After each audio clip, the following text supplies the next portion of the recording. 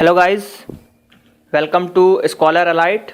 आज मैं आपको इस वीडियो में बताने जा रहा हूँ बायोलॉजी का पार्ट 3, मतलब बायोलॉजी के कुछ मैंने क्वेश्चन कवर किए हैं, उसका पार्ट 3 मैं अपलोड करने जा रहा हूँ। पार्ट 1 और पार्ट 2 ऑलरेडी अपलोडेड है, आप उसको देख सकते हैं, जो कि रेलवे और एसएससी के लिए बहुत इंपॉर्टेंट है, क्योंकि एसएससी में 15 से 20 क्वेश्चन आपके आते हैं साइंस से रिलेटेड, जिसमें से 5 से 10 क्वेश्चन आपके बायोलॉजी के रहते हैं, और रेलवे में भी 5 से 10 क्वेश्चन आपको बायोलॉजी के मिलेंगे। तो वो मैं आपको बताने जा रहा हूँ इस ट्यूटोरियल में। तो हम स्टार्ट करते हैं। सबसे पहला क्वेश्चन लेते हैं, दांतों का ऊपरी भाग किससे बना होता है? मतलब जो आपके दांत होते हैं उसका ऊपरी भाग किससे मिलके बना होता है, उस पदार्थ का नाम क्या है? तो उसको एनेमल कहते हैं, हम एनेमल कहते हैं। आपने अगर टीवी में टूथपेस्ट का ऐड देखा होगा तो उसमें बोलते हैं कि अगर दांतों में आपका झंझनाहट हो रही है तो आपका एनेमल घिस चुका है, तो आप अगर टूथपेस्ट यूज करते हैं तो एनेमल को वो रिकवर करेगा। तो यही एनेमल के घिस जाने से हमें दांतों में सेंसिटिविटी हो जाती है। तो दांतों का ऊपरी भाग एनेमल का बना होता है, और ये हमारे शरीर का सबसे मजबूत मतलब जो खोल है, मतलब सबसे मजबूत पदार्थ बोलेंगे इसको, सबसे मजबूत पदार्थ है एनेमल हमारे शरीर में, सबसे मजबूत। उसके बाद अब हम नेक्स्ट क्वेश्चन देखते हैं। स्टार्च, स्टार्च जो आपका होता है ये एक लाइकेन होता है स्टार्च। तो स्टार्च का रासायनिक मतलब केमिकल फॉर्मूला क्या है? स्टार्च का केमिकल फॉर्मूला आखिर है क्या? वो क्वेश्चन पूछा है स्टार्च का केमिकल फॉर्मूला क्या है। तो स्टार्च का केमिकल फॉर्मूला होता है, ये आपको याद रखना पड़ेगा, CHO। पहले तो CHO याद रखो, फिर 6, 6 दूनी 12 और फिर 6। या तो ऐसे याद कर लें, CHO 6 दूनी 12 6, या फिर इसको ऐसे याद रख सकते हैं कि CHO है आपका CHO,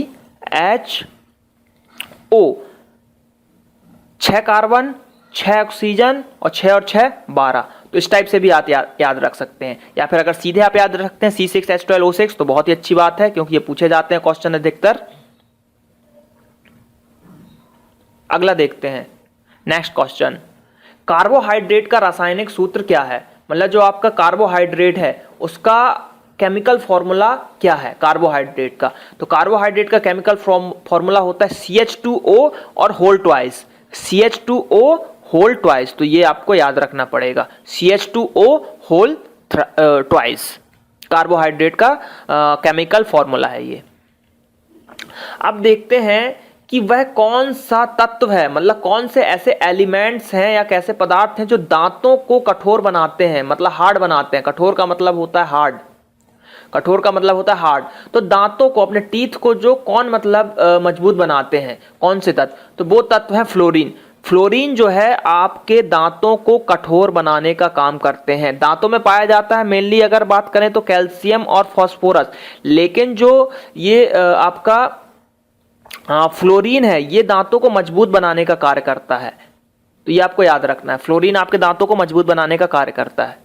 अगला क्वेश्चन, आयोडीन, जो आयोडीन नमक में पाया जाता है दिखता है, तो आयोडीन की कमी से कौन सा रोग, मतलब कौन सी डिसीज हो जाती है हमको आयोडीन की कमी से? आयोडीन की कमी से कौन सी डिसीज हमारे शरीर में हो जाती है? तो वो है घेंघा, और जिसको हम इंग्लिश में ग्वाइटर रोग भी कहते हैं। घेंघा और ग्वाइटर रोग भी कहते हैं। इसमें क्या रहता है, हमारी थायराइड ग्रंथि जो होती है, जैसे कि अगर ये ह्यूमन का गला है तो यहाँ से थायराइड ग्रंथि आपकी बढ़ जाती है, तो इसी को हम बोलते हैं घेंघा रोग, ग्वाइटर। अगला क्वेश्चन, जो ब्लड प्रेशर है आपका, रक्तदाब, ब्लड प्रेशर को कौन नियंत्रण करके रखता है? मतलब ऐसा कौन सा पदार्थ है जो आपके ब्लड को नियंत्रण, मतलब ब्लड प्रेशर को नियंत्रण करके रखता है? तो वो है सोडियम, वो है आपका सोडियम, जिसको Na से डिनोट करते हैं। तो अब देखिए, सोडियम यानी कि NaCl अगर लेते हैं तो उसमें भी सोडियम नमक हो जाएगा आपका। तो जब जैसे हमारा ब्लड प्रेशर बढ़ता है तो डॉक्टर हमको बोलते हैं कि आप थोड़ा नमक कम खाइएगा सब्जी में, या फिर जब हमारा ब्लड प्रेशर लो हो जाता है तो डॉक्टर बोलता है कि नमक थोड़ा तेज खाइए, आपका ब्लड प्रेशर ठीक हो जाएगा। तो यही वो सोडियम, नमक के साथ क्या जाता है हमारा सोडियम शरीर में, तो जो कि हमारे ब्लड प्रेशर को कंट्रोल करके रखता है। तो ये क्वेश्चन आपको याद रहना चाहिए कि ब्लड प्रेशर को कंट्रोल कौन करता है? तो वो करता है सोडियम आपका। अगला देखते हैं, मलेरिया, जो मलेरिया रोग होता है, जो कि एक आपका प्रोटोजोआ से होता है मलेरिया, प्लाज्मोडियम प्रोटोजोआ है, जो कि मच्छर के माध्यम से आपको फैलाता है ये रोग। तो हमारे शरीर में कौन सा अंग इससे प्रभावित हो जाता है? मतलब मलेरिया रोग जब होता है तो हमारे शरीर का कौन सा हिस्सा है जिसको ये प्रभावित करता है, उस पर इंजेक्ट करता है? तो उसको हम बोलते हैं तिल्ली या पीला, अगर हिंदी की बात करें तिल्ली या फिर पीला, और इंग्लिश में स्प्लीन बोला जाता है इसको। इंग्लिश में स्प्लीन, अधिकतर वो स्प्लीन ऑप्शन में देता है, या फिर वो तिल्ली। तो आपको दोनों नाम याद रखने हैं, तिल्ली और स्प्लीन। स्प्लीन है, तीनों नाम है एक ही चीज़, लेकिन तीनों के मतलब नाम अलग अलग है। तिल्ली इंग्लिश में स्प्लीन, और पीला भी इसको हिंदी में बोला जाता है। तो मलेरिया रोग से प्रभावित होता है पीला या स्प्लीन। अगला देखते हैं, मानव शरीर में यूरिया का निर्माण कहाँ होता है? जो मानव शरीर में यूरिया का निर्माण आपका कहाँ होता है? हम जानते हैं कि मानव शरीर का जो यूरिन है, यूरिन में सबसे ज़्यादा यूरिया पाया जाता है 2%। यूरिन में सबसे ज़्यादा पाया जाता है 2%।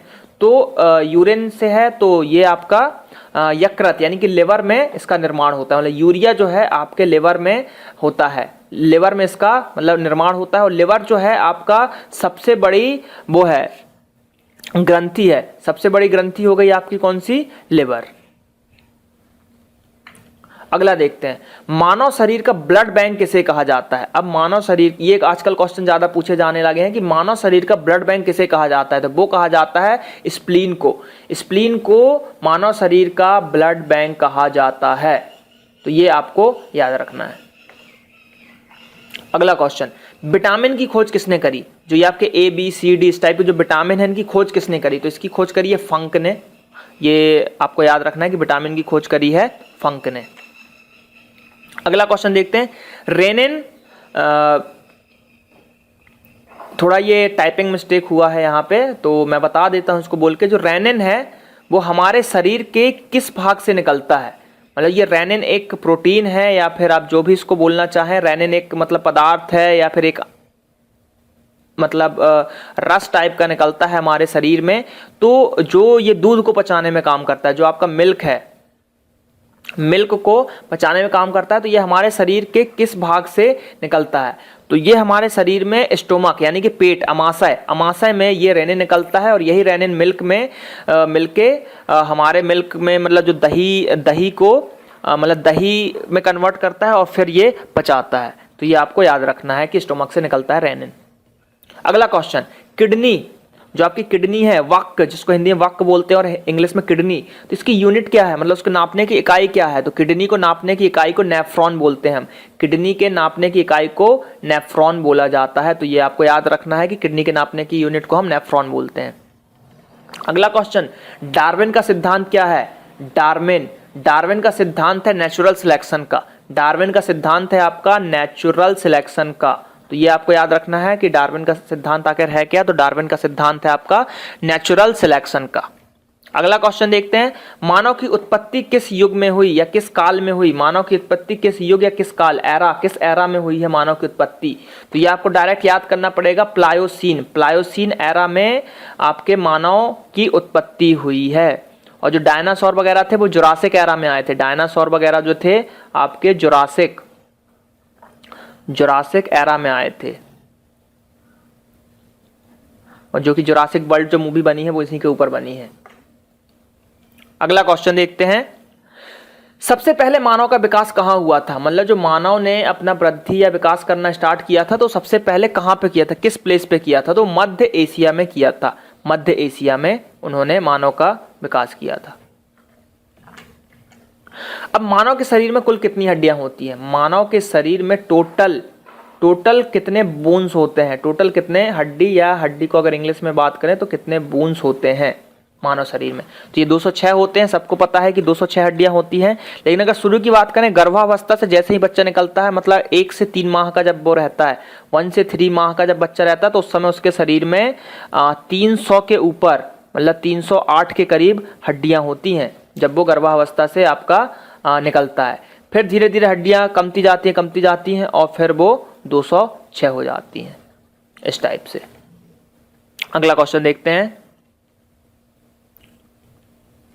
मानव के चेहरे में मतलब जो फेस है, मानव के चेहरे फेस में टोटल कितनी हड्डियां पाई जाती हैं? चेहरे में कितनी हड्डियां पाई जाती हैं? तो हड्डियां पाई जाती हैं चेहरे में 14। कितने? 14 हड्डियां पाई जाती हैं। तो इसको याद ऐसे रख सकते हैं, हमेशा हम बोलते हैं 14वीं का चांद, ये सब मतलब चेहरा को देख के बोलते हैं 14वीं का चांद है, तो 14वीं आ गया यानी 14। तो चेहरे में कितने होते हैं? 14 आपकी हड्डियां होती हैं। तो ये आपको इजीली याद हो जाएगा 14वीं के चांद से। अगला, मानव में कितने जोड़ी पसलियां पाई जाती है, मतलब रिब्स, कितनी रिब्स पाई जाती है मानव शरीर में? तो ये पाई जाती हैं टोटल 12 जोड़ी, मतलब 12 पेयर्स में पाई जाती हैं, या फिर अगर टोटल की बात करें तो 24 रिब्स पाई जाती हैं। अगर जोड़ी में बात करें, पेयर्स में बात करें तो 12 पेयर्स पाए जाते हैं आपके रिब्स के। तो ये कुछ क्वेश्चन थे बायोलॉजी के, जो पार्ट 3 है मैंने कवर किया हुआ है। तो आप इसको वीडियो को देखें और ज़्यादा से ज़्यादा वीडियो को शेयर करें। और अगर आपको अच्छा लगा हो ये वीडियो तो मेरे चैनल को आप सब्सक्राइब कर सकते हैं ईजिली, जिससे मैं जो भी वीडियो अपलोड करूंगा तो आपको ईजिली ईमेल के माध्यम से पता चल जाएगा। तो ज़्यादा से ज़्यादा वीडियो को शेयर करें और कमेंट करें, जो भी आपको प्रॉब्लम हो मैं उसकी वीडियो बना के डाल दूंगा। Thank you.